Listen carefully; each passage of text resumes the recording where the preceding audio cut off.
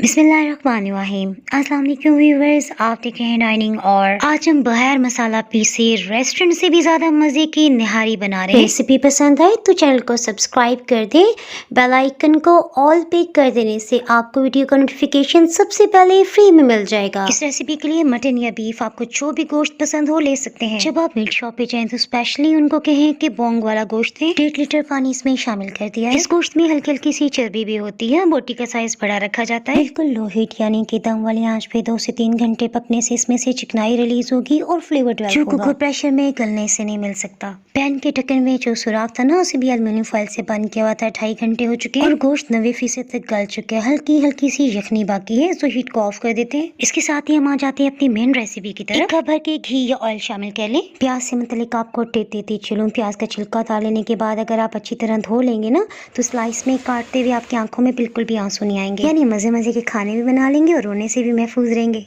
प्याज को सौते करते हुए हीट को लो रखा हुआ था। इससे हमने 2 फायदे लिए। एक तो 7-7 चम्मच चलाते हुए हमने लहसुन अदरक पीस लिया।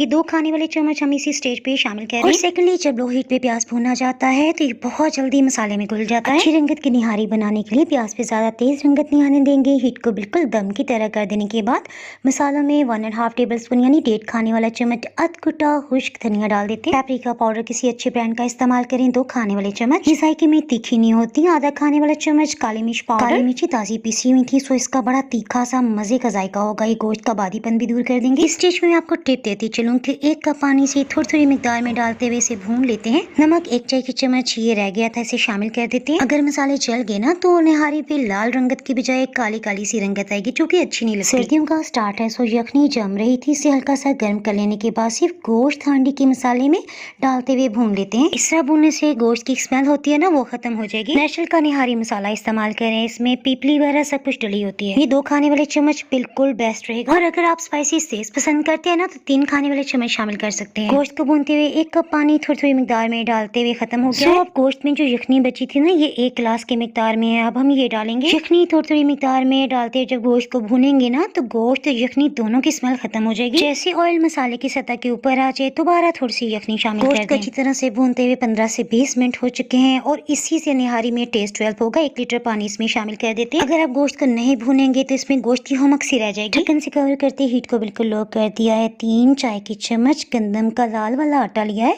पहले इसमें थोड़ा सा पानी डालते हुए मिक्स कर लेते हैं, क्योंकि इसमें जो भी गुठलियां उन्हें पहले हमने खत्म कर लेना है। उसके बाद हम बकाया पानी शामिल करेंगे। लाल आटे में टोटल हमने 1.5 कप पानी डाला है। ये क्वेश्चन कैसे कितना गाढ़ा होना चाहिए, देखिए जिस तरह दूध नजर आता है ना, पतला पतला, बस उस तरह से होना चाहिए। गोश्त की स्मेल खत्म करने के लिए 3 खाने वाले चम्मच हम सोया सॉस भी डाल रहे हैं। आटे और पानी के मिक्सचर को एक हाथ से डालते जाते हैं और ये डालने का प्रोसेस आहिस्ता आहिस्ता होगा और साथ ही हम इसमें चम्मच चलाते जाएंगे। आटे वाला मिक्सचर डालने की वजह से ऑयल इसकी सतह से गायब हो गया है। महीने में एक बार पाए और ये बोंग निहारी खा लेने से आप सर्दी के मौसमी असरात और जोड़ों के दर्दों से महफूज रह सकते हैं। पकते हुए 1 घंटा हो चुका है। कम आंच पे पकने से आटे का कच्चापन भी खत्म हो गया और ऑयल भी इसकी सतह पे आ गया है। जब आप हीट ऑफ कर देंगे ना, आधे घंटे बाद मजीद ऑयल इसकी सतह पे आ जाएगा। पैकेट के मसाले के बगैर घर में पिसे हुए मसालों की निहारी की रेसिपी देखना चाहते हैं तो ऊपर आई बटन पर लिंक नजर आ रहा होगा, उसे क्लिक करके रेसिपी देख सकते हैं। जबरदस्त खुशबू आ रही है। डाइनिंग हॉल पे मजीद रेसिपीज के लिए चैनल को यूट्यूब, इंस्टाग्राम और फेसबुक पे फॉलो कर सकते हैं।